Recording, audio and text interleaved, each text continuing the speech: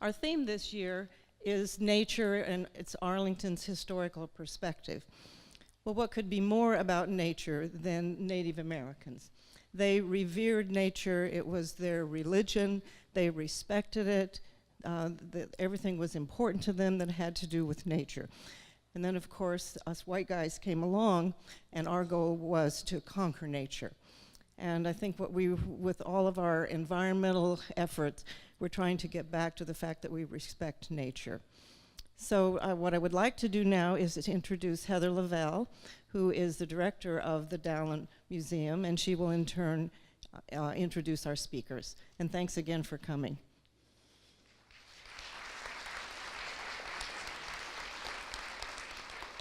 Yes, thank you so much for coming, everybody. And it's Native American Heritage Month, and it's great to be able to have this space to celebrate. Thank you to the Arlington Historical for co-sponsoring this program with us. And I want to thank Alan and Faries for being here and sharing your important work with us tonight.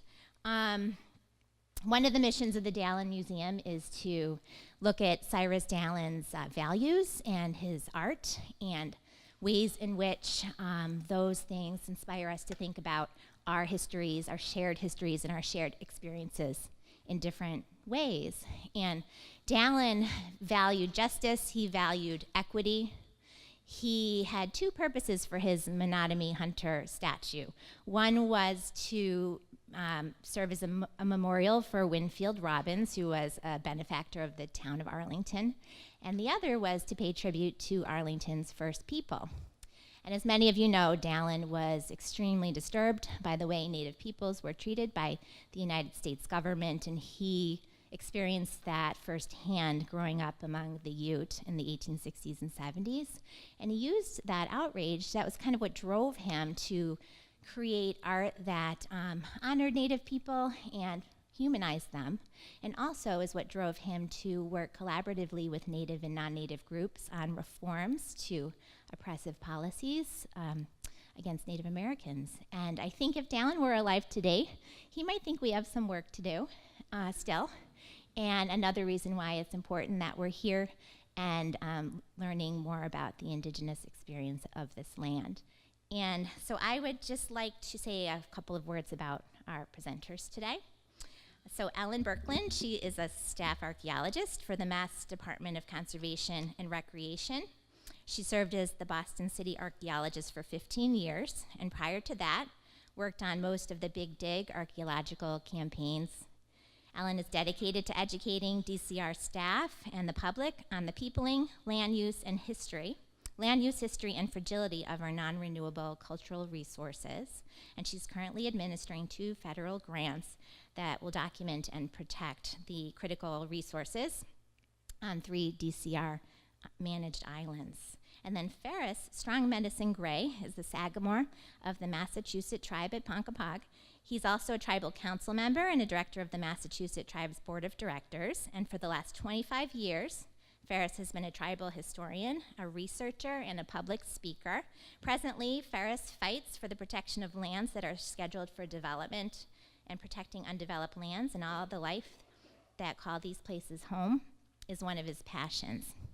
So before Ellen speaks, we're going to have Ren Gray, the Sachem, the medicine Sachem of the Massachusetts tribe at Ponkapoag, say a brief prayer or a brief couple of words.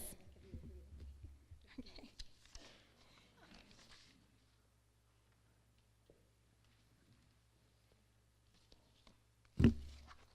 Upside down, pretty good. So we would like to bring greetings from the Massachusetts tribe,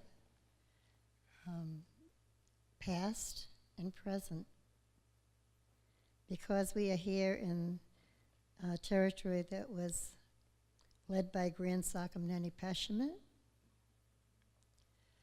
I would like to bring you greetings from that ancestor, Grand Sachem Nani Pashamet. His wife, recorded only as Squaw Sachem, or Queen of the Massachusetts, who ruled in his stead until his son reached their majority. The sons of Nanapashmet, Onohaquain, Sagamore John by the English, Sagamore James by the English, and Winnipointed, Sagamore James by the English, had their father's territory divided between them. All of these rulers of the northern Massachusetts have stories. Of the three, only Winnipointed survived to adulthood, early adulthood, leaving him the sole ruler of northern Massachusetts territories. He has a very interesting story, and one day we hope to share it with you. Both the Squaxaquam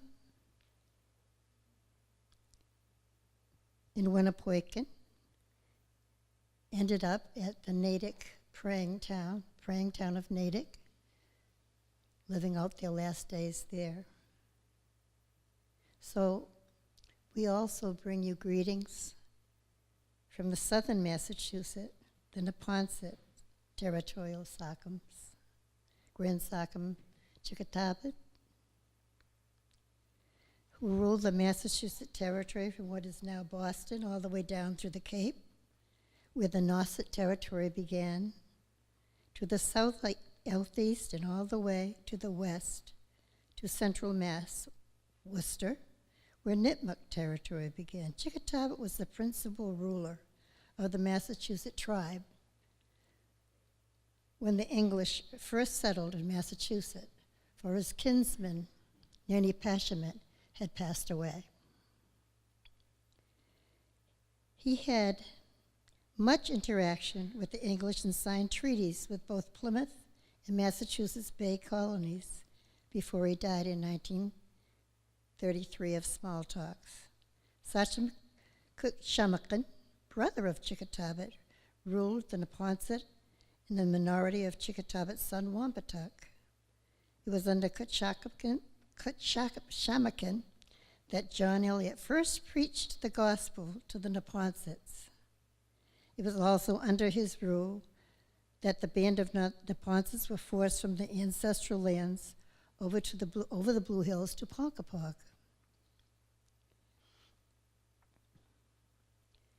It was during their first years at Ponkapoag that John Eliot worked with the praying villages of Ponkapoag and Natick to write the first Bible ever written in the United States or in any of the colonies.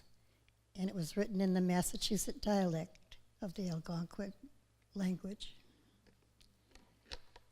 I will bring you greetings also from our current tribe, the Massachusetts tribe at Ponkapoag,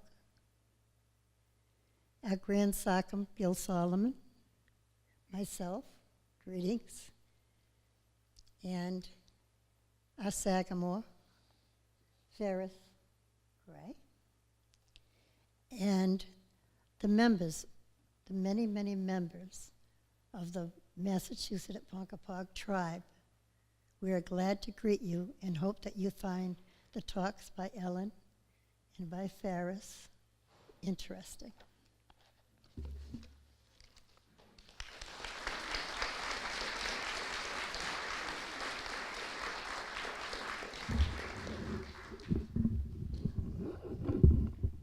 Good evening. Do we want to hit the lights a little bit, or should I just jump in? Okay. Thank you all for coming. Happy Native American History Month. The Commonwealth celebrates it every November following Archaeology Month, which is October. So I hope you got a chance to go to some of our wonderful events. This beautiful depiction is done by Robert Peters Jr., who did this for DCR signage along the Neponset. It depicts a fish weir in use, and I'm going to be showing a little bit more of that fishing technology later on. That use of fish weirs came about around 5,300 years ago, and they ceased being used when the shoreline stabilized 3,500 years ago. So I am charged with, I have less than 25 minutes to talk about the 12,000 year peopling of New England. So it's giddy up time. Oh, I see, okay. No, did it go? Oh, okay. Wait a minute. Nope. Woohoo. Yeah, it was working when we tested it. So the peopling of New England has everything to do with the environment, of course. It's working on the computer screen. So that's okay. I think I have this memorized. Yeah, okay. The peopling of New England has everything to do with the environment. Between 18,000 years ago and 14,000 years ago, of course, it was a gigantic hunk of ice, mile to 2 miles thick, right over us. And as that glacier retreated, if you want to actually change it, that'd be great. It created a corridor into this general area.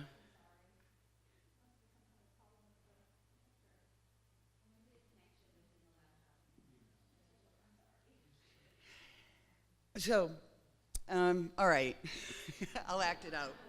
So here's the glacier. No, so the glacier retreated to the north. It opened up a wide corridor, and of course, megafauna started coming into the area. It was a tundra-like environment, very dry, cold, brush vegetation, and soon after, people came into the area following the megafauna. Those first people, archaeologists refer to as Paleo-Indians, paleo for ancient. We don't know what they called each other. They traveled up from the southwest, in small bands, family bands. They were settled near large glacial lakes or lakeettes, and we don't know much about their social structure or their movement. There are a number of Paleo-Indian sites that have been excavated here in the Commonwealth, but we find a lot of these sites along, as I mentioned, glacial lakes. They would have been probably winter encampments, and they would have traveled in small bands to head out hunting.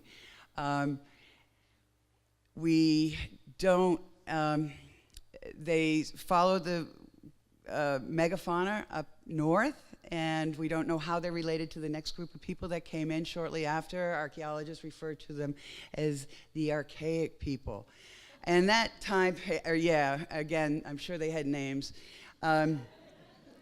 Between 9,000 and 3,000 years BP, before present, we use that term, before present, representing approximately 1950 when radiocarbon, okay, great. So the Boston Basin, this was the perfect place to settle. I call this the Whole Foods of like North America.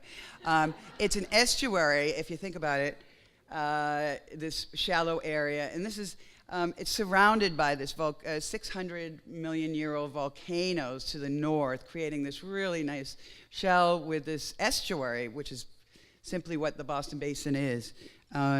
This is showing the outline, and here you can see Boston Harbor and the various rivers that come into it. So this, when I refer to the Boston Basin, this is what I'm talking about. The first people, you met them, I spoke a little bit about them a while ago, and this is an example of one of the stone tools. Many of them were mostly exotic materials. When I say exotic, I mean they were coming in from New York, Pennsylvania, Maine. And here's actually an example that was excavated by one of our student conservation interns in one of our state forests. So you can please pass it around. It's blunt, but it is exotic, and it's probably 8,000 to 10,000 years old. So the archaic people, again, the climate's changing dramatically, deciduous forests coming up, dropping new nuts. We get new animals coming into the area, the sea level's gradually rising, we're getting anadromous fish runs, and we get all sorts of new fishing and hunting technologies First evidence of religious belief, evidence of fire, use of red ochre, which is a hematite or mineral, local mineral here in the area, and grave goods.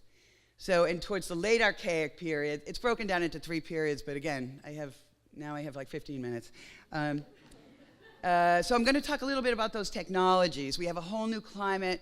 We have new technologies, more of a focus on maritime resources, with anadromous runs taking place, their seasonality, fish spawns, fish runs are quite the focus for these people. And use of marine resources, they're creating boats. This is a Machoon, a photograph of a Machoon that's submerged in one of the lakes here in Massachusetts. You can see the rocks in it. To prevent injury from freeze and thaw during the winter, the groups would actually submerge them with rocks in the late fall and dive down in the spring and bring them up. And of course, there are a number of them that never were retrieved. Fishing technology, I mentioned the fishware.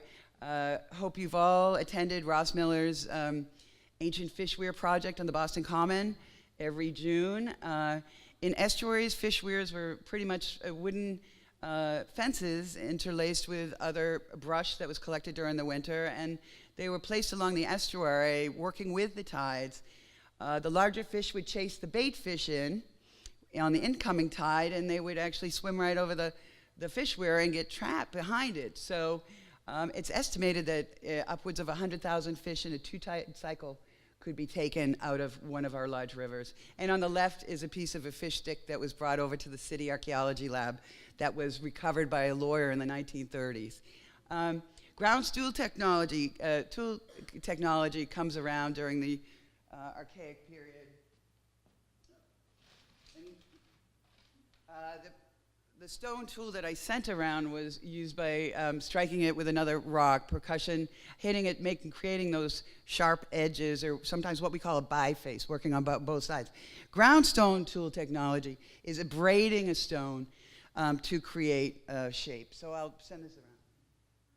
The wood isn't the actual wood. The stone tool is actual. And technology, atlatl hunting. Atlatl was another technology that was developed sort of like a dog chuck it, one of those tools that you use to play with your dogs. You'd put these spears on the end of an atlatl, sort of this handle, this device that was weighted with one of these beautiful decorative whale tail weights that would create more pressure, and it was great for hunting large animals. And it's estimated that it was about 600 pounds per square inch was the force of the use of the atlatl. So this was quite the handy. Whaling, there was a lot of whaling taking place, and here in the Boston Basin, and the evidence we found at a Caddy Park site right by one of Chickatobit's summer seats out in Quincy, and we're hoping to put it on display for the Massachusetts. And you can see it's a flensing kit that was found. This is what we're calling a sacred site. Ren interpreted it for me by looking at the artifact, the top artifact, which is a whale tail pendant that was the only broken artifact in a cache of 234 beautifully created, polished, untouched, unused artifacts that were found in this collection in Quincy. And Ren interpreted it as a cenotaph, an offering, breaking the artifact that belonged to someone representing their death. So you can see the net weights on the left, and you can see the flensing kit on the right, and you can see a whale tail effigy. This was actually the feature that was excavated in Caddy Park, an archaic feature, and again, it was covered with red ochre, hematite, which metaphor for use oftentimes in rituals to represent blood. And you can see the different caches that were found, all associated with whaling. It must have at one point been covered with a organic net. Organic materials don't survive well in New England because of the acidic soil, so we don't often get organic materials, indigenous organic materials, unless it's in a certain context. But we believe the net was placed there because we found the net weights circling the entire feature. And here, close up, there's the whale effigy on your bottom right. The flensing kit, which is a tool for flensing whales, is at the top. Art. We have a lot of rock art, and we have a lot of art creations here, artifacts that are just beautiful effigies. We have different collections. The bottom left is Dighton Rock. It's a 3D image, 3D scan that we just recently had done.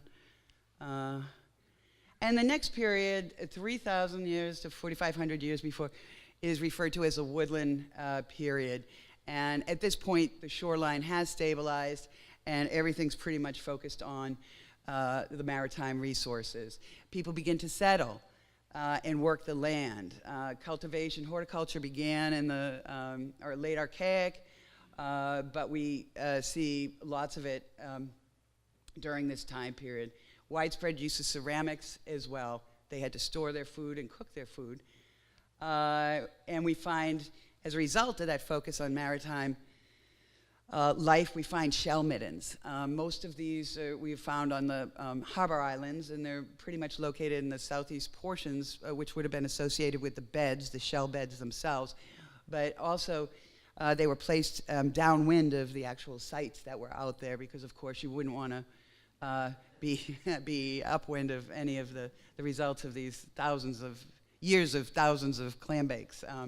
Some of them in the Pacific Northwest are the size of football fields. They're quite huge, but archaeologists love them because they're sort of like our indigenous privy. They would throw everything in here, and the preservation is amazing. The organic artifacts that we pull out of them are quite impressive. I'll show you some of those.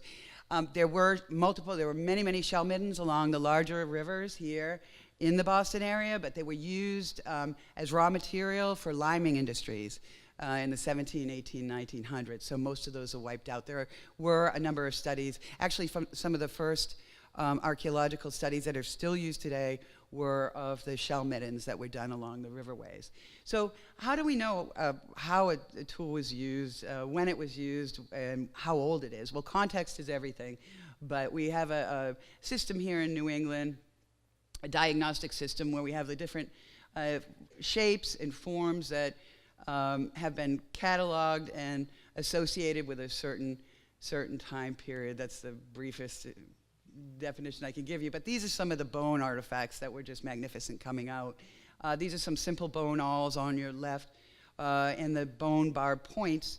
They were used on fishing spears out in the harbor, and those are all made of deer leg bones. I'm sorry, I'm in your way. Some of the other artifacts that came out are just high representation of many different mammals, fishes, birds, reptiles. Fish bones, 84% cod, flounder, wrasse. It was just a seasonal, this particular one was seasonal. It was used in the late fall. Bottom right, I'm sorry I don't have a scale on it. Does anybody know what those artifacts are? They're otoliths.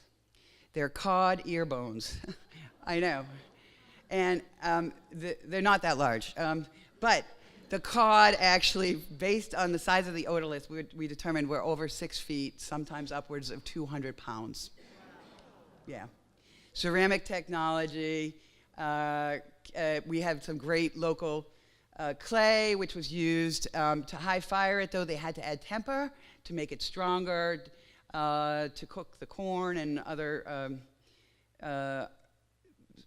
tubers and nuts that had to be done. Some of them were just beautifully decorated. And of course, horticulture. Native gardens, I love this quote, were small, unfenced, and multi-cropped. Outlines of the planting fields were irregular. Burning the undergrowth created a park-like landscape, one with much less obvious stamp of human activity that we have today. If you want a good book to read, Dr. Kathleen Bragdon, Native People of Southern New England. Terrific book. I took that photo up at one of our parks on the ocean. It's a cactus, a prickly cactus on the beach, and it's the biggest cactus field I've ever seen in my life, right here in Massachusetts. It's endangered on the harbor islands, but we have lots of fields. The Algonquin language, the Elliot, Ren just mentioned, the Bible it was actually first published at Harvard, and it was excavated, the Harvard Yard was excavated 20 years ago, and they found Algonquin print in the archaeological record. So it is, Edward Sapir once said, the Algonquin words are like tiny images poems. This is the first dead language that has been brought back, and there's a school down in Mashpee, and people are being trained. They're bilingual. Algonquin words often are like the images poems they resemble, uncompromisingly concrete, pointing directly to the heart of each reference being. And, oops, wait a minute. Oh, I'm sorry. This is a Roger Williams dictionary, and you can see it. He actually recorded all of these words. So there's a lot of documentary evidence that can be used, including some of the Victorian histories that I was just sharing with Faries and Ren about specific locational information on Indigenous sites. And we're going back and we're using some of that information and some of those old historical maps that are assisting us. Contact period, Boston Basin was a hot spot, important social and political center. Ren mentioned Nanapeshmet. He lived in the Middlesex Fells. He was killed in the Middlesex Fells by the Tarantines came down, and Squaxacum actually took over at that point. We have indigenous plants associated with his homestead in the Middlesex Fells. I was telling them that he's supposed to be stored at Harvard somewhere. So I'm going to follow up on that. But the different tribes developed independently of each other based on language distinction, cultural traits, and material traditions. Dramatic social, political, and personal upheaval. And the decimation was unbelievable. There was a corridor 15 miles wide between Maine and New Bedford area, the Fall River area, Rhode Island, and it just decimated. It stopped at the water. It decimated all the villages at that time, and they could not even bury their loved ones. Historic period, I'm not going to talk much longer. Practicing a mobile economy. Ren mentioned King Philip's War, internment out on the Harbor Islands.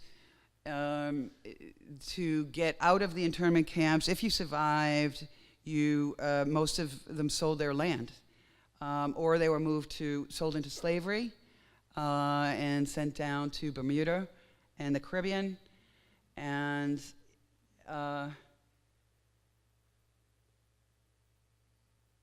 then if they did survive, they're involved in sea trades and labor in the 18th and 19th. So this is what I'm talking about. This was sold on Skinner a couple of years ago. The maps, this is an Indian deed, and you can see the names of oh, what did I just do? Okay, sorry. I get up at 4 every morning, so I'm like, here are the 4 signatures of the Native Americans selling this beautiful island, Spectacle Island, which is now the gateway to Boston Harbor. And here it is, Indian deed. So I don't know who bought it, 13,000. I know, and it should have gone back to the tribes. So this is another hour. But the sovereign status of the Indian nations, this is interesting, predates the formation of the United States. In the 1600s, administrators of some British and Spanish colonies in the Western Hemisphere began negotiating treaties with indigenous tribes. This is accorded tribes a sovereign status equivalent to that of the colonial government. Today, we have lots and lots of regs and laws, but not enough. And I think the most important thing tonight I hope you take with you is that they're still here. And here is Ren. Faries, where are you? Is that you? No, I'm up there. Oh, you're not up there? Okay. This great, wonderful group of girls, the history girls down in Quincy at Broadmeadow Schools, were interested in the first people of Quincy, and single-handedly with Wren and the tribes were able to place signage, change the name, actually. They applied to the USGS, changed the name of Broadmeadow to Passnegesset Knoll, to the actual indigenous place name. And this is where Chickatawbit and his mom were buried. We don't know if their remains are anywhere near there, but and so this is, I say engage more, go to a powwow. If you haven't been to one, celebrate, become a steward, cultivate a steward, read the publication Indian Country. You can learn a lot and talk to Ren and Faries. So I'd like to introduce Faries at this time. Thanks.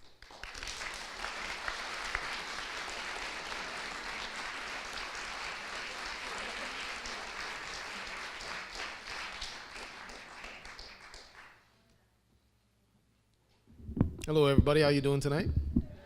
Good, awesome. Hello, everyone. My name is Faries Gray. I am the Sagamore of the Massachusetts tribe of Ponkapoag. It's an honor to be here. Hello, everybody. The word Massachusetts, for us, it means many from the hills. We say the hills. We're talking about the Blue Hills, which is it's a pretty big range around here on the coastline. We call it a mountain, but it's really not a mountain. It's not big enough. But when you stand on top of the Blue Hills, you can see far. This is a place, it was great importance to us. It was the highest feature around. And the southern Massachusetts would communicate through signals with the northern Massachusetts through this hill. When you're up here on the North Shore, you can see, some points you can see the hills. So it was a very important feature for us in the south for the northern Massachusetts as well.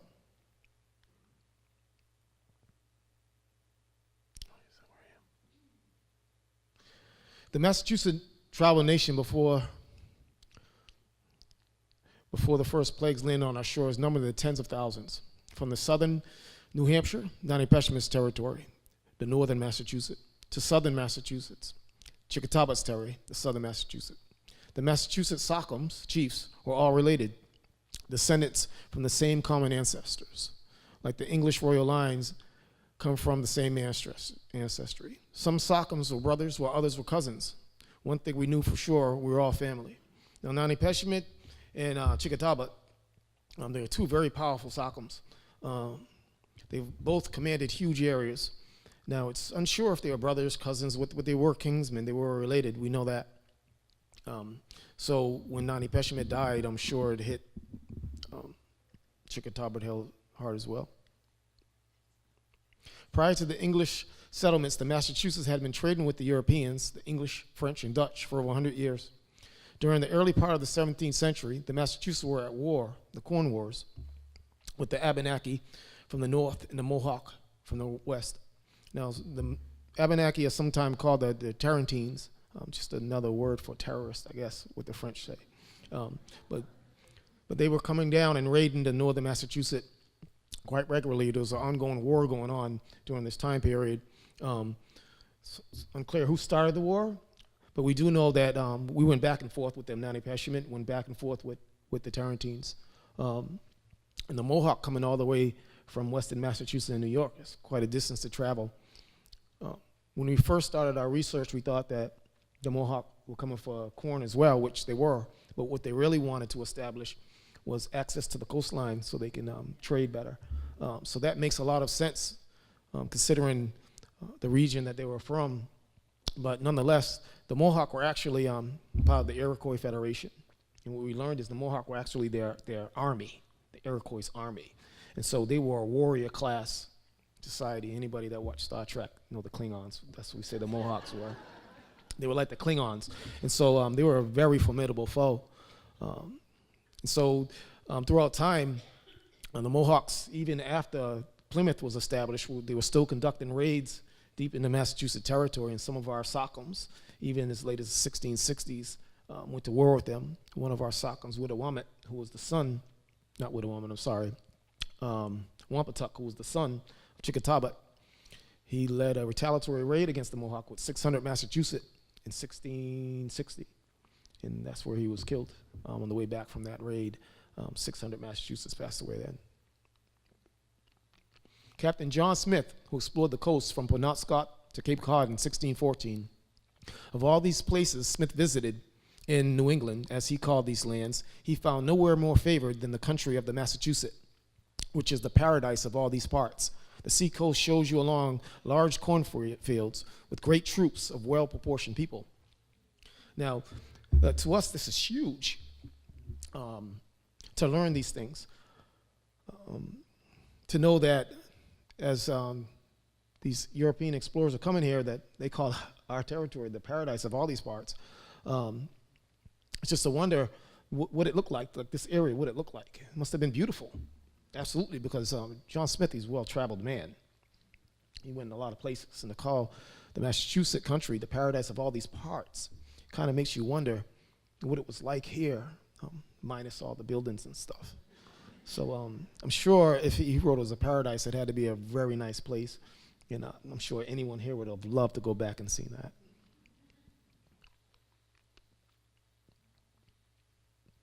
The Massachusetts were not simple farmers. We were master agriculturalists. From maize, squash, and beans to nuts, berries, grapes, and surprisingly wild rice. Our planting fields were vast, and we spent most of our time during the growing season tending to our fields. The French explorer Samuel de Champlain wrote, "The Massachusetts were too preoccupied with fishing and farming to devote much time to hunting and trapping furs. The French colonies were to be financed via the fur trade. This is the reason the French did not settle Massachusetts territory, because we were farmers." Just imagine, we can all be speaking French right now.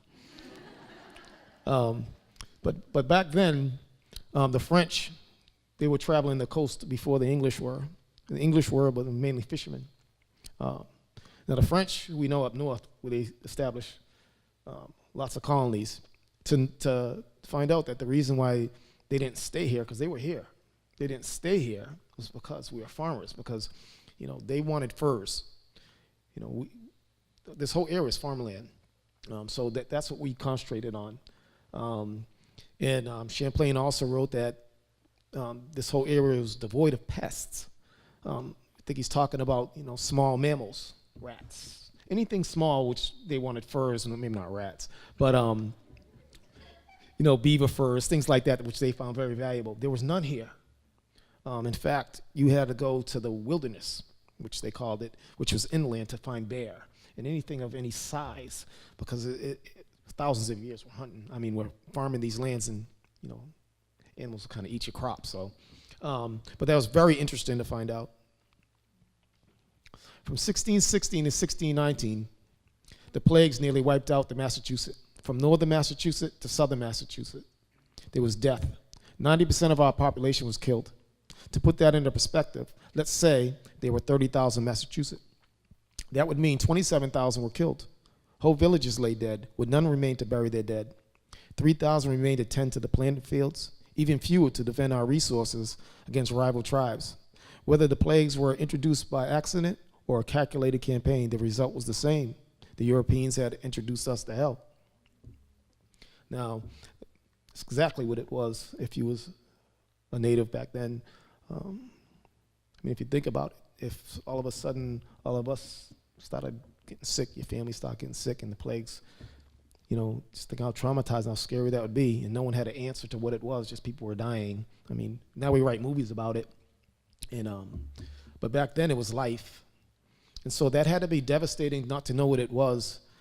I know up north, the Penobscot said that since the French started coming, all their people were dying, so they wanted the French to leave. So who knows what the exact disease was? It could have been a number of things, smallpox, yellow fever, who knows? It was probably all of the above. But we had no immunity to any of the diseases that had ravaged Europe hundreds of years before. We had no immunity. And so, but the one thing that we did ask is, we were trading with Europeans for at least 100 years before this, before the plagues hit. So we always ask that question. Why did the plague surface now?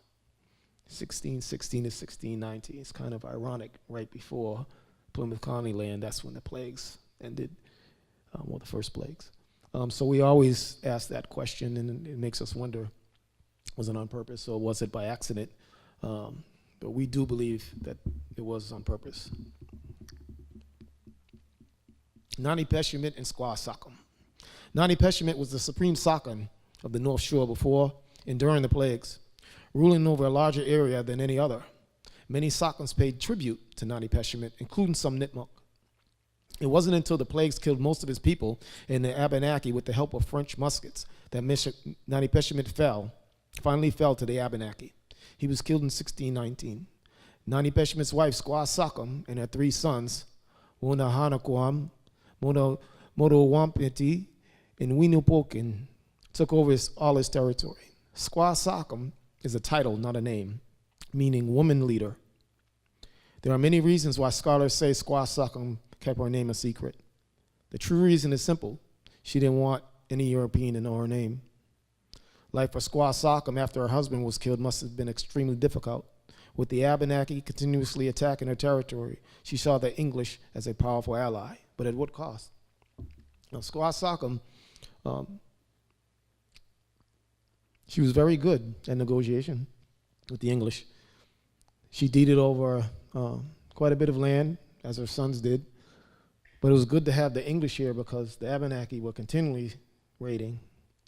So the feud between the Massachusetts and the Abenaki must have been severe because they weren't even satisfied with Nani Peshimit's death. They obviously wanted all of us dead. So whatever happened must have been severe. But Squaw Sockham lived a long time. She didn't succumb to the plagues. So 2 of her sons did, and the 3rd was disfigured by some plague. But to us, it's a symbol because, you know, the Europeans, they didn't believe in women leaders unless you were the queen. But for us, women leaders was a common thing. When the English came, a lot of times they didn't want to deal with a woman leader with a Sockham, a Squaw Sockham. There were many Squaw Sockhams. There was Weedamo to the south, was very powerful. In fact, as Squaw Sockhams go, she was probably more powerful than our own Squaw Sockham up here. I don't know if anyone's ever heard of Weedamo, but during the King Philip's War, it was her warriors that fought alongside Philip. It wasn't his warriors. He didn't have many. It was Weedamo's warriors. And that's why she was treated so poorly when they ended up losing that fight, because it was her warriors took the majority of the fight.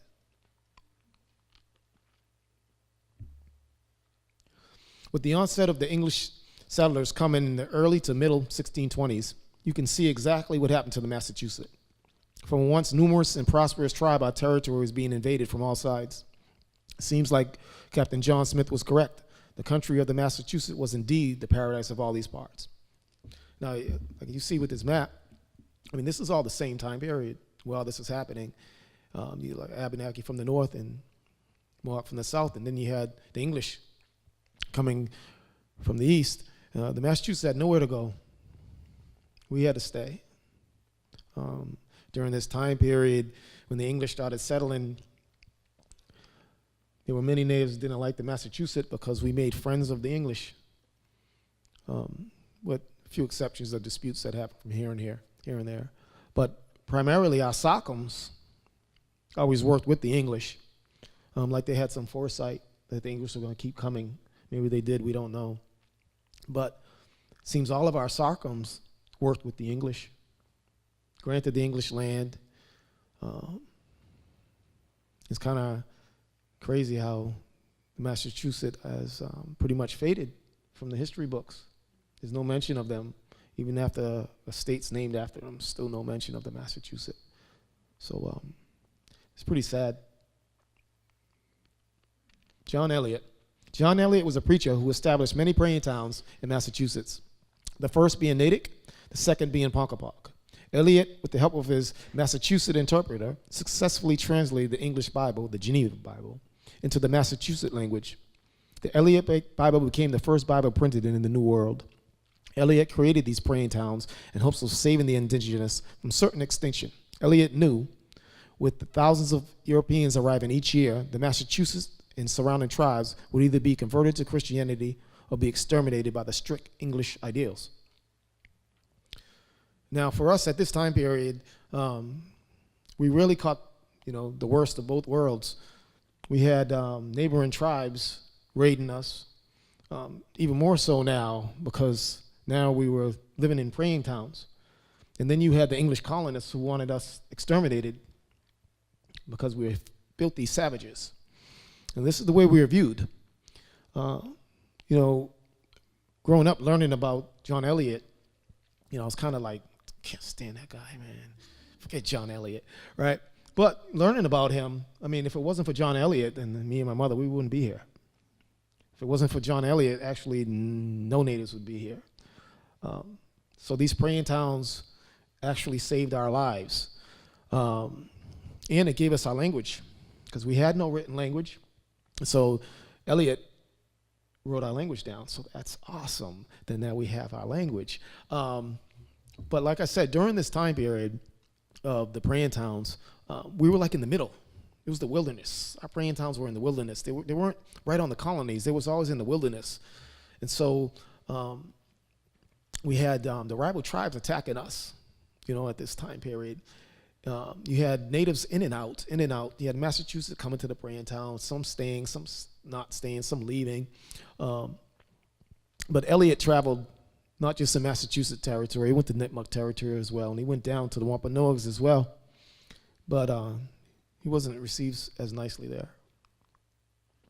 Philip's War, Metacomet, King Philip, was from the Pokanoket tribe located in the Mount Hope area in present-day Rhode Island.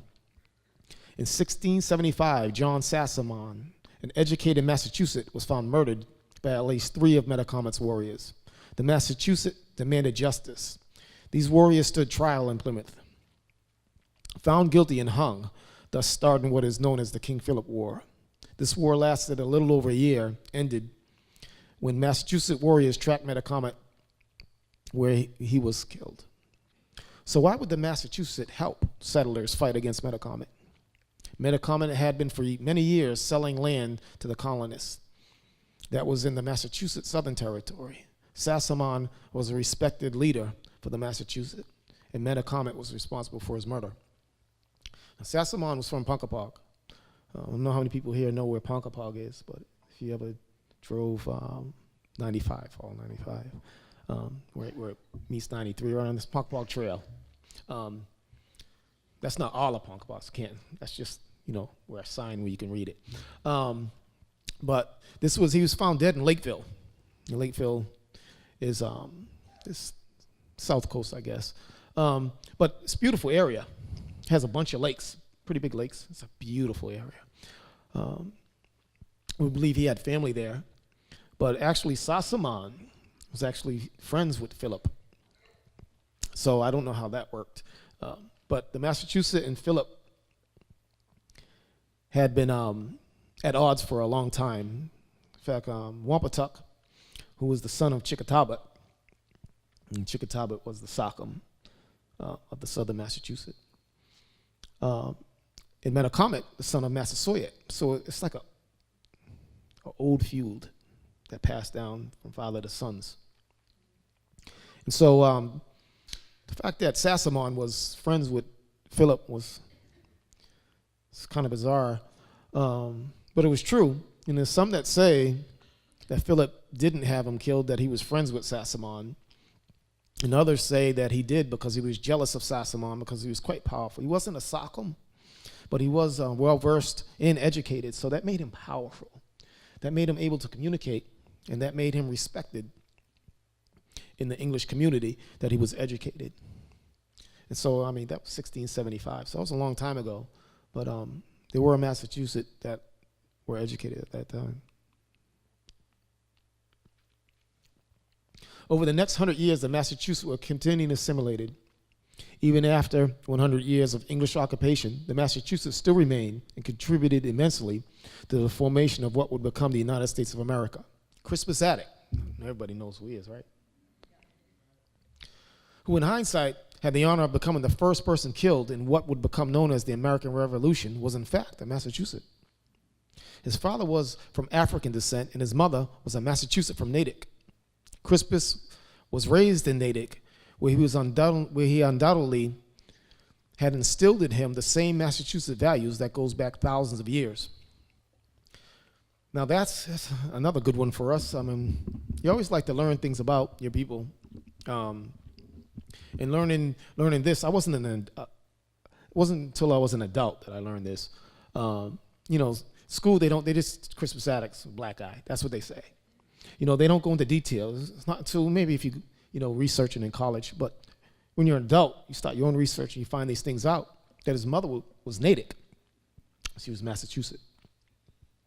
And so, that adds a lot to the whole big picture of what happened to the Massachusetts. We have always been here. We have always been here. It's just, we're not always remembered. And that's pretty sad because we're part of this country and we're part of the history here. So it's sad that we're not always remembered, but that's why I'm here today. In the years following the American Revolution, the Massachusetts who had been living in the old praying towns were being even more assimilated, moving to bigger cities in search of work. On more than a few occasions, we were burnt out of our homes for refusing to sell our lands. Despite the harsh treatments we received from the Americans, we still contributed, serving in the Revolution, Civil War, Spanish-American War, World War I, World War II, Korean War, Vietnam, Iraq, and presently serving in Afghanistan. Top right is Thomas Bancroft, who served in the Civil War, and top right center of picture is Alfred Crowd, who served in World War II.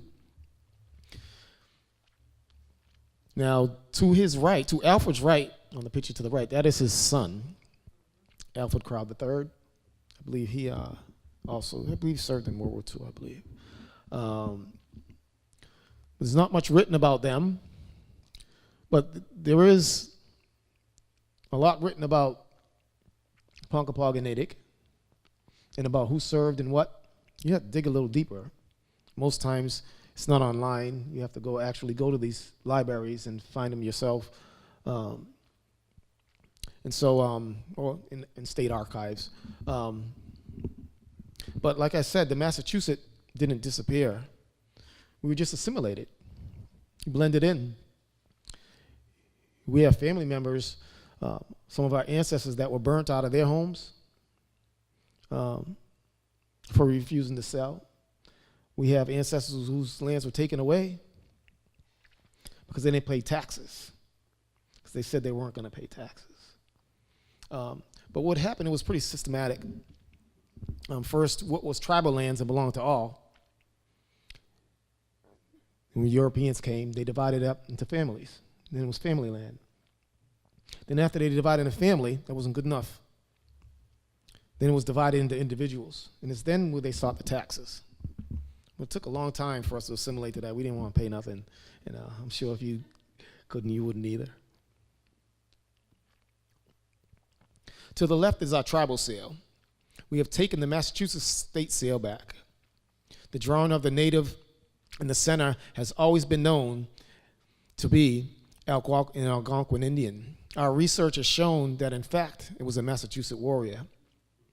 On the state seal, the arrow in his hand is pointed down to show we submit. We have pointed the arrow up to show we now stand strong. We removed the sword above our head. It was common for the colonists to decapitate us, to decapitate our warriors as a sign to other Indians not to resist. We replaced it with the more meaningful word Ponkapoag.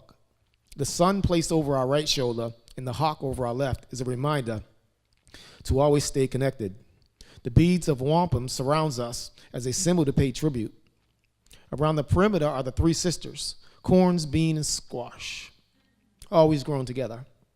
The corn creates a strong base for the beans to grow on, and the squash covers the ground to prevent any unwanted undergrowth.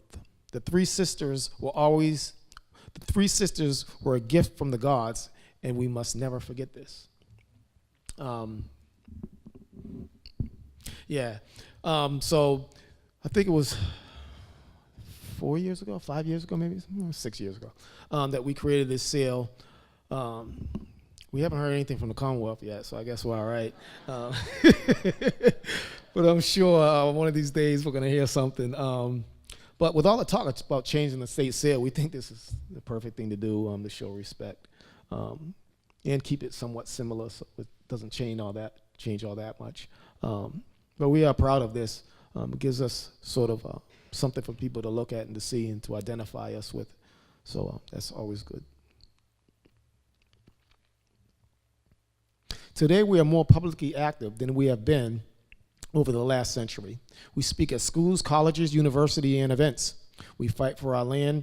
We fight for land preservation, and most of the times going against businesses with deep pockets. We stand up for the equality for all the races. We march, sing, and pray for justice. We have reinvented ourselves. Where there was once sadness and despair, there is now hope and happiness. And that's my lovely mother on the right there. That was at UMass Boston. I think that was this summer. Where there was a paddle afterwards. And on the left, that was Columbus Day. And that was a march to Harvard. That's not just all us there. There's other people there too. I believe there's Navajo, there's some Penobscot, even Abenaki. Abenaki there, but they're cool now. But it was a good day for us. It was a long walk though. It was pretty long. We walked pretty far, like 3 miles, to the city, which feels like forever. So it was a great time. And there's my mother again. This was at Passamaquoddy Knoll. I believe Ellen, she talked about that. That's the History Girls. I don't know if anyone's ever heard of them. They're awesome. I mean, just kids. They are awesome. They did so much. The story behind the History Girls is, I believe they were in the 6th or 7th grade. Their teacher gave them a project to write a brochure for some tourists that were coming to their area. What would they put in the brochure? That's the simple project that teacher gave them. Well, they turned it into some huge thing because they did some research and said, whoa, look at this history we have here. We didn't even know. So they researched us for a school project. And it turned into some big thing, but they got the Corps of Army engineers, the mayor, they got all these people involved to actually restore this area back as close to its original state as it could. But it's a beautiful area. And the place is really special to us because Passamaquoddy Knoll was Chickatabat's mother's home village. So now Chickatabat, he's our ancestor. He's not just a Massachusetts. He is one of our ancestors. And so to find that this was a place where he could have been born, depending on the time of year it was, it's huge to us. If it was summertime, planter time, he would have been born here. If it was wintertime, he would have been inland further. But it was huge to us. And the story behind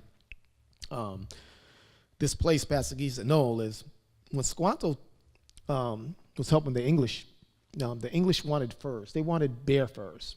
Now, there were no bears around here because this was all farmland, and I'm sure we kept them at bay.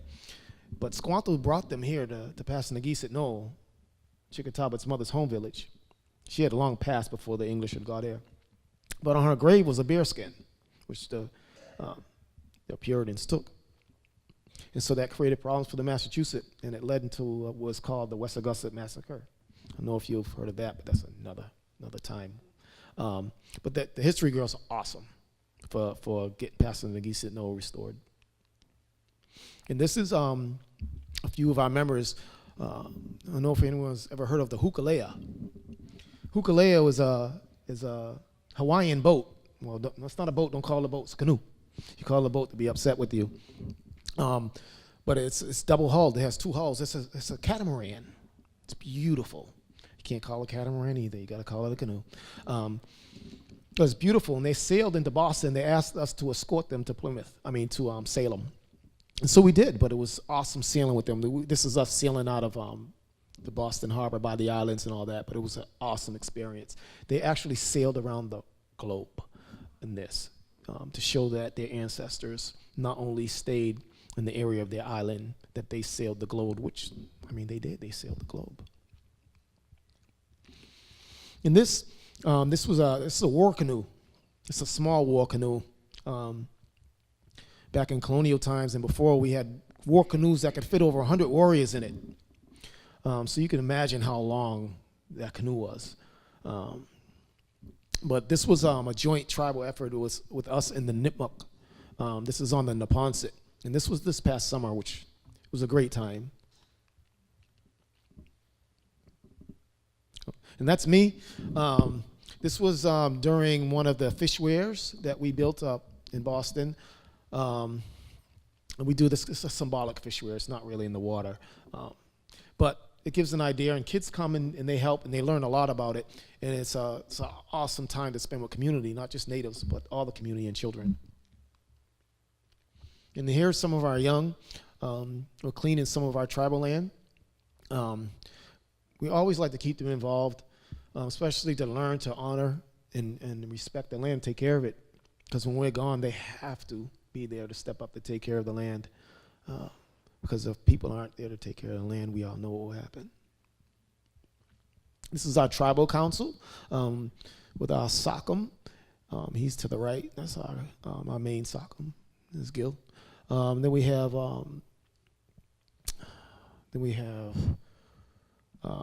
that's Working Beaver and Dancing Waters, and Thomas and me, Robin, and there's my mother again, and then Alicia. But that's our council. We're the ones who meet regularly. Also, some of our board is there as well. And this is our young ones. It's actually my daughter. I had to throw her in there.